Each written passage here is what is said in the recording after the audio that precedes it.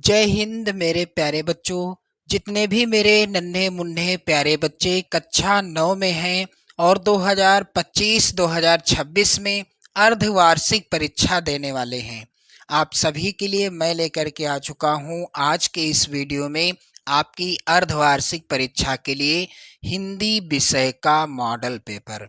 जी हाँ मेरे नन्हे मुन्ने बच्चों, आप इस मॉडल पेपर से अच्छा स्कोर कर पाओगे 2026 की अर्धवार्षिक परीक्षा में। और आपको पता चलेगा कि आपका अर्धवार्षिक परीक्षा हिंदी विषय का पेपर किस तरह का आएगा, पैटर्न क्या रहेगा और किस तरह के प्रश्न पूछे जाने हैं। तो मेरे प्यारे बच्चों, आज के इस वीडियो को बिल्कुल कंप्लीट देखेंगे। इन प्रश्नों के साथ साथ यानी इस मॉडल पेपर के प्रश्नों के साथ साथ और जो भी महत्वपूर्ण प्रश्न रहेंगे उनको भी इसी वीडियो में क्लियर करना है। तो मेरे प्यारे बच्चों, 3 घंटे 15 मिनट का समय आपको अर्धवार्षिक और वार्षिक दोनों परीक्षाओं में मिलेगा पेपर को हल करने के लिए। पेपर का पूर्णांक रहेगा 70 अंकों का, पेपर होगा 70 अंकों का। आपका टारगेट होना चाहिए 70 में 70 लाने का, तब आप बहुत अच्छा स्कोर कर लोगे। मेरे प्यारे बच्चों, नोट के अंतर्गत ध्यान दें। प्रश्न पत्र 2 खंडों में विभाजित है, खंड का में और खंड खा में। खंड का में 20 अंक के 20 बहुविकल्पीय प्रश्न हैं। खंड खा में 50 अंक के वर्णनात्मक प्रश्न दिए हैं। खंड का के अंतर्गत 20 नंबर के प्रश्न आएंगे। प्रत्येक प्रश्न यानी हर एक प्रश्न 1 नंबर का होगा और इस तरह से खंड का होगा कुल 20 नंबर का। और प्रश्न बिल्कुल सरल आएंगे, आप सभी लोग आसानी से इनका उत्तर कर लोगे, जैसा कि इस मॉडल पेपर में आप देखने वाले हो। तो चलिए आगे बढ़ते हैं। और उसके पहले आप लोग शेयर कर देना अपने सभी इष्ट मित्रों में, जितने भी आपके सहपाठी हैं, मित्र हैं, जो भी आपकी कक्षा में है, सभी में इस वीडियो को जरूर शेयर कर दें। और आपकी अर्धवार्षिक परीक्षा होनी है जैसा कि तय है यूपी बोर्ड के द्वारा। उसके बाद आपकी वार्षिक परीक्षा होती है। तो चलिए ध्यान दें। पहला प्रश्न, निम्नलिखित में से कौन द्विवेदी कालीन गद्य लेखक या लेखिका हैं? इनमें से कौन है जो द्विवेदी काल के गद्य लेखक हैं या लेखिका हैं? तो विकल्प आपके हैं यहाँ पर महादेवी वर्मा, सरदार पूर्ण सिंह, सियाराम शरण गुप्त और अज्ञे जी। तो कौन है जो द्विवेदी कालीन गद्य लेखक या लेखिका हैं? इसका सही उत्तर हो जाएगा सरदार पूर्ण सिंह। बा वाला आंसर सही होगा।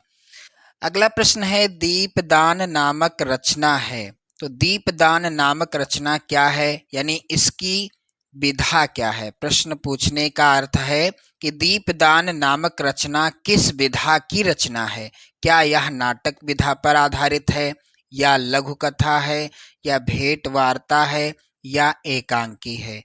तो दीपदान नामक रचना जो है ये एकांकी विधा पर आधारित रचना है।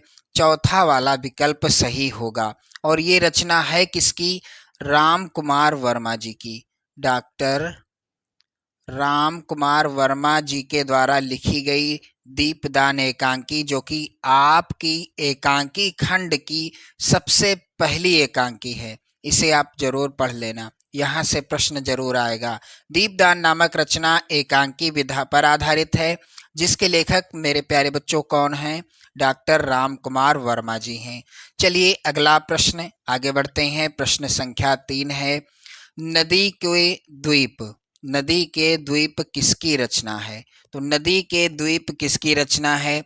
इसका राइट आंसर होगा क्या मोहन राकेश जी की रचना है, या दूसरा है विकल्प अज्ञे जी की, तीसरा है हरिशंकर परसाई जी की, या फिर डॉक्टर संपूर्णानंद जी की। तो नदी के द्वीप किसकी रचना है? ये रचना है डॉक्टर यहाँ पर ध्यान दें, बी वाला ऑप्शन सही होगा, यानी बा वाला ऑप्शन सही होगा। सच्चिदानंद हीरानंद वातशयन अज्ञे जी की रचना है नदी के द्वीप। चलिए अगला प्रश्न संख्या 4 है, कहानी संग्रह नहीं है। दिए गए विकल्पों में से कौन सी रचना है जो कहानी संग्रह नहीं है? पहला है विकल्प चिता के फूल, दूसरा विकल्प है शिकायत मुझे भी है, तीसरा विकल्प है फांसी, चौथा विकल्प है शरणार्थी। इनमें से कौन सी रचना है जो कहानी संग्रह नहीं है? तो चिता के फूल, फांसी और शरणार्थी ये सभी कहानियां हैं। शिकायत मुझे भी है, ये क्या है? ये कहानी संग्रह नहीं है। चलिए आगे ध्यान दें, अगला प्रश्न संख्या 5 काफी ज्यादा इंपॉर्टेंट है। कह रहा है कि पृथ्वीराज रासो के रचनाकार कौन हैं? पहला है विकल्प भूषण, दूसरा केशवदास, तीसरा है चंदबरदाई और चौथा है दलपत विजय। तो पृथ्वीराज रासो के रचनाकार कौन हैं? यहाँ पर राइट आंसर होगा चंदबरदाई। तीसरा वाला ऑप्शन सही होगा। चंदबरदाई जी की रचना है पृथ्वीराज रासो। और पृथ्वीराज रासो हिंदी का प्रथम महाकाव्य भी है। आप लोग याद कर लेना, हिंदी का प्रथम महाकाव्य जिसके लेखक चंदबरदाई जी हैं, पृथ्वीराज रासो ही है। अगला प्रश्न है मेरे प्यारे बच्चों, आदिकाल की रचना है। इनमें से आदिकाल की रचना कौन सी है? क्या अखरावट है, खुमान रासो, छत्रसाल दशक या दीपशिखा? तो आदिकाल की रचना इनमें से कौन सी है? खुमान रासो है। यहाँ पर बा वाला ऑप्शन सही होगा, यानी दूसरा विकल्प सही होगा। चलिए आगे बढ़ते हैं। अगला प्रश्न है, अमीर खुसरो कवि हैं। तो अमीर खुसरो कवि हैं किस काल के? आदिकाल के या भक्ति काल के, रीति काल के या आधुनिक काल के? अमीर खुसरो कवि हैं किस काल के? मेरे प्यारे बच्चों, इस प्रश्न का उत्तर हो जाएगा अमीर खुसरो कवि हैं आदिकाल के। पहला ही विकल्प सही होगा। चलिए अगला प्रश्न है, विनय पत्रिका की भाषा है। तो विनय पत्रिका की भाषा क्या है? अवधी है या ब्रज भाषा है, खड़ी बोली है या फिर भोजपुरी है? तो इनमें से कौन सा विकल्प सही होगा? विनय पत्रिका की भाषा ब्रज भाषा है। और विनय पत्रिका किसकी रचना है? तो याद कर लेना आप सभी लोग, तुलसीदास जी की रचना है। विनय पत्रिका के रचनाकार तुलसीदास जी हैं। अगला प्रश्न है, भक्ति काल की कृति है। इनमें से कौन सी रचना भक्ति काल की है? तो चलिए ध्यान दें, क्या साकेत है या पार्वती मंगल, कामायनी या पृथ्वीराज रासो? पृथ्वीराज रासो आदिकाल की रचना है और इसके रचनाकार हैं चंदबरदाई जी मेरे प्यारे बच्चों। और यहाँ पर जो पार्वती मंगल है जिसके रचनाकार हैं तुलसीदास जी, ये है भक्ति काल की रचना। अगला प्रश्न है मेरे प्यारे बच्चों, सूकर खेत स्थान संबंधित है। इनमें से यानी इन कवियों में से किस कवि से संबंधित है सूकर खेत नामक स्थान? मेरे प्यारे बच्चों यहाँ पर ध्यान देना, इसका राइट आंसर हो जाएगा सूकर खेत स्थान जो है ये संबंधित है तुलसीदास जी से। यहाँ पर तीसरा वाला विकल्प सही होगा। प्रश्न अगला है, शुद्ध वर्तनी का चयन कीजिए। तो इनमें से कौन सा शुद्ध है? तो राइट आंसर यहाँ पर तीसरा वाला विकल्प सही होगा, सृष्टि, जो कि सही मायने में और सही तरीके से लिखा है। अगला प्रश्न है मेरे प्यारे बच्चों, सभी भारतीय गीता के महात्म्य से परिचित हैं। तो यहाँ पर राइट आंसर क्या हो जाएगा? सभी भारतीय गीता के महात्म्य से परिचित हैं। यानी ये जो है ये किस तरीके से लिखा है, इसको सही करना है। तो मेरे प्यारे बच्चों ध्यान दीजिएगा, यहाँ पर राइट आंसर हो जाएगा बा वाला ऑप्शन। ये जो अंडरलाइन है ये गलत लिखा है, इसको सही रूप में लिखना है। तो ये जो है ये सही किस तरीके का होगा? ये वाला आंसर। अगला प्रश्न है, निम्न में से तत्सम शब्द है। तो इनमें से तत्सम शब्द कौन सा है? तो यहाँ पर ध्यान दें, कौन सा हो जाएगा? आप लोग ध्यान दें, इसका जो है ऑप्शन आप देख लो, विकल्प देख लो, इसका आंसर आप कमेंट करके बताइएगा। क्या है? अपाद, अपाहद हस्त, दूसरा है अपादा हस्त, तीसरा है अपाहज और चौथा है आपद हस्त। तो आपको इसका आंसर कमेंट करके बताना है। अगला प्रश्न है, अथ का विलोम शब्द क्या होगा? तो अथ का विलोम शब्द मेरे प्यारे बच्चों हो जाएगा इति। यहाँ पर दूसरा वाला ऑप्शन सही होगा। प्रश्न संख्या 15 है, अनिल का पर्यायवाची शब्द है। तो अनिल का पर्यायवाची शब्द क्या है? पवन हो जाएगा। यहाँ पर सा वाला ऑप्शन सही होगा। समास का शाब्दिक अर्थ होता है। मेरे प्यारे बच्चों, समास का शाब्दिक अर्थ क्या होता है? इसका राइट आंसर हो जाएगा संक्षेप। पहला ही ऑप्शन सही होगा। अंगूठी का नग होना का अर्थ क्या है? तो अंगूठी का नग होना, इसका तात्पर्य होता है अंगूठी का नग होना यानी बहुत प्रिय होना। सा वाला विकल्प सही होगा। बहुत सुंदर, छिपा हुआ, बहुत कीमती ये नहीं होगा। बहुत प्रिय होना, अंगूठी का नग होना। राकेश का सही संधि विच्छेद क्या है? तो प्रश्न संख्या 18 का उत्तर क्या होगा? राकेश का सही संधि विच्छेद है चौथा विकल्प, राका प्लस ईस। अगला प्रश्न है, काबोर्मी का सही संधि विच्छेद है। तो काबोर्मी का सही संधि विच्छेद क्या हो जाएगा? काव्य प्लस उर्मी। यहाँ पर बा वाला ऑप्शन सही होगा। प्रश्न संख्या 20 मेरे प्यारे बच्चों, द्वितीया विभक्त द्विवचन का रूप है। आप लोग ध्यान दें, यहाँ पर जो विकल्प हैं इनमें से राइट आंसर होगा बा वाला, रामो द्वितीया विभक्ति और द्विवचन का रूप है। इस तरह से कुल 20 बहुविकल्पी प्रश्न आने हैं। हर एक प्रश्न 1 नंबर का है और इस तरह से खंड आ कुल 20 नंबर का आएगा। और इन सभी प्रश्नों का उत्तर आपको OMR सीट में भरना होगा। मेरे प्यारे बच्चों, घबराने की कोई बात नहीं है। इसी तरह से मैं आपको कई वायरल अर्धवार्षिक परीक्षा के मॉडल पेपर प्रोवाइड कराऊंगा ताकि आप अच्छा स्कोर कर सकें अपनी अर्धवार्षिक परीक्षा में और वार्षिक परीक्षा में भी। चलिए अब खंड खा में किस तरह के प्रश्न आने हैं यहाँ आप लोग ध्यान दें। खंड खा प्रश्न संख्या 21 है, निम्नलिखित गद्यांश पर आधारित प्रश्नों के उत्तर दीजिए। 6 नंबर का आएगा ये प्रश्न। किसी लकीर को मिटाए बिना छोटी बना देने का उपाय है बड़ी लकीर खींच देना। क्षुद्र अहमिकाओं और अर्थहीन संकीर्णताओं की क्षुद्रता सिद्ध करने के लिए तर्क और शास्त्रार्थ का मार्ग कदाचित ठीक नहीं है। सही उपाय है बड़े सत्य को प्रत्यक्ष कर देना। गुरु नानक ने यही किया। उन्होंने जनता को बड़े से बड़े सत्य के सम्मुखी कर दिया। हजारों दिए उस महाज्योति के सामने स्वयं फीके पड़ गए। मेरे प्यारे बच्चों, पहला यहाँ पर प्रश्न है, उपर्युक्त गद्यांश के पाठ और लेखक का नाम लिखिए। तो पाठ का नाम क्या है? गुरु नानक देव। पाठ का नाम क्या है? गुरु नानक देव।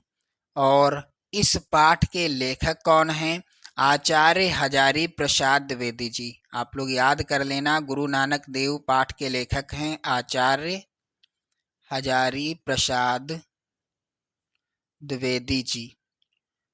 मेरे प्यारे बच्चों, इसी तरह से प्रश्न जो आए हैं इन प्रश्नों का उत्तर आपको गद्यांश में ही मिल जाएगा। जैसे कि प्रश्न है, किसी लकीर को मिटाए बिना छोटा कैसे किया जा सकता है? तो किसी लकीर को मिटाए बिना छोटी बना देने का उपाय है बड़ी लकीर खींच देना। ये हो गया इसका उत्तर। इसी तरह से सभी उत्तर आप गद्यांश से ही कर लोगे। चलिए यहाँ पर अगला प्रश्न संख्या 22 है, निम्नलिखित पद्यांश पर आधारित प्रश्नों के उत्तर दीजिए। 6 नंबर का ये भी प्रश्न आएगा। मेरे प्यारे बच्चों, यहाँ पर ध्यान दें, यह ऐसा संसार है जैसा सैंबल फूल दिन दस के व्यवहार को झूठे रंग न भूल। इस दोहे का आशय स्पष्ट कीजिए, पहला प्रश्न है। और उपर्युक्त पंक्तियों में कौन सी बोली है, इनमें कौन सा रस है? तो सबसे पहले आप जान लो, ये दोहा लिया गया है साखी शीर्षक पाठ से और इस पाठ के रचनाकार हैं कबीर दास जी। क्लियर? चलिए आगे बढ़ते हैं। अगला प्रश्न है 23 का, निम्नलिखित संस्कृत गद्यांश का संदर्भ सहित हिंदी अनुवाद अपने शब्दों में कीजिए। 4 नंबर का ये प्रश्न आना है और पहला संस्कृत का गद्यांश है, रामकृष्ण एकः विलक्षणः महापुरुषः अभवत्। मेरे प्यारे बच्चों, ये जो है गद्यांश लिया गया है परमहंस रामकृष्ण। ये संस्कृत खंड का गद्यांश वाला चैप्टर है, यानी संस्कृत खंड का गद्य चैप्टर है। परमहंसः रामकृष्णः शीर्षक पाठ से लिया गया है। अगला प्रश्न है यहाँ पर 23 खा, निम्नलिखित संस्कृत पद्यांश का संदर्भ सहित हिंदी में अनुवाद करना है। ये भी 4 नंबर का प्रश्न आएगा। मेरे प्यारे बच्चों, रक्षिता स्वयस्य धर्मस्य स्वजनस्य रक्षिता, ये जो है पद्यांश, ये लिया गया है पुरुषोत्तमः रामः, पुरुषोत्तमः रामः शीर्षक पाठ से। क्लियर। चलिए प्रश्न संख्या 24 इस तरह का आएगा। दीपदान एकांकी के आधार पर उसकी नायिका पन्नाधाय का चरित्रांकन कीजिए। 5 नंबर का ये प्रश्न आएगा। ध्यान देना आप लोग, 5 नंबर का प्रश्न आएगा। इसके बाद मेरे प्यारे बच्चों प्रश्न संख्या 25 का, जो कि इस तरह का पूछा जाएगा। निम्नलिखित लेखकों में से किसी एक का जीवन परिचय देते हुए उनकी किन्हीं 2 रचनाओं का नाम लिखिए। ये भी प्रश्न 4 नंबर का पूछा जाएगा। तो महादेवी वर्मा, प्रेमचंद और हजारी प्रसाद द्विवेदी, इनमें से किसी एक कवि लेखक का जीवन परिचय लिखना है और उनकी 2 रचनाओं के नाम लिखने हैं। आप लोग सभी लेखकों का जीवन परिचय याद कर लो, बहुत ज्यादा पूछे जाते हैं ये लेखक। अगला प्रश्न है, निम्नलिखित कवियों में से किसी एक का जीवन परिचय देते हुए उनकी किन्हीं 2 रचनाओं का उल्लेख कीजिए। ये भी 4 नंबर का आएगा। ठीक है। मैथिली शरण गुप्त, मीराबाई और जयशंकर प्रसाद, ये कवि हैं और सबसे इम्पोर्टेंट कवि हैं। इनका जीवन परिचय याद कर लेना और इनकी रचनाओं का नाम भी याद कर लेना। प्रश्न संख्या 26 जो कि ऐसा आएगा। अपनी पाठ्य पुस्तक के कंठस्थ किया हुआ कोई एक श्लोक लिखिए जो इस प्रश्न पत्र में ना आया हो। ये 2 नंबर का प्रश्न आएगा। मेरे प्यारे बच्चों ध्यान देना, 2 नंबर का प्रश्न आएगा। और अगला प्रश्न संख्या 27, निम्नलिखित प्रश्नों में से किन्हीं 2 प्रश्नों के उत्तर संस्कृत में दीजिए। तो यहाँ पर ध्यान दें, संस्कृत के ये प्रश्न तैयार कर लेना, जैसे भक्तः कः प्रतिज्ञां करोति, दूसरा रामः कीदृशं भाषते, तीसरा क्रोधम केन जयेत। ये प्रश्न जरूर तैयार कर लेना, इनका उत्तर जरूर तैयार कर लेना। प्रश्न संख्या 28 है, निम्नलिखित में से किसी एक की विभक्ति और वचन बताइए। तो यहाँ पर रामायणाम है, हरौ है, हरिभि है। विभक्ति और वचन बताना है आप सभी को। अगला प्रश्न है, निम्नलिखित में से किन्हीं 2 वाक्यों का संस्कृत में अनुवाद कीजिए। 4 नंबर का ये प्रश्न आएगा। तो यहाँ पर ध्यान दें, बालक नाटक में हंसते हैं, हम लोग वाराणसी जाएंगे, यह मेरा घर है और विद्या अभ्यास से आती है। ये सभी वाक्य हैं। इन्हीं प्रकार के, इसी तरह के वाक्य पूछे जाएंगे। और प्रश्न संख्या यहाँ पर अगला है, बेसिक शिक्षा अधिकारी को प्राइमरी शिक्षक के पद के लिए आवेदन पत्र लिखिए। 5 नंबर का ये प्रश्न आएगा। मेरे प्यारे बच्चों, अथवा आप इस प्रश्न को भी कर सकते हो, फीस माफ करने के लिए प्रधानाचार्य को एक प्रार्थना पत्र लिखिए। आप लोग ध्यान दें, इस तरह का आपका पेपर आएगा 2025-2026 में। ये मॉडल पेपर है और इसी तरह के कई और मॉडल पेपर मैं आपको प्रोवाइड कराऊंगा जो आपको 70 में 70 का स्कोर कराने में काफ़ी ज़्यादा मददगार होंगे। तो वीडियो को लाइक शेयर कर दें। चैनल पर यदि आप नए हैं तो चैनल को भी सब्सक्राइब कर लीजिएगा। जय हिंद।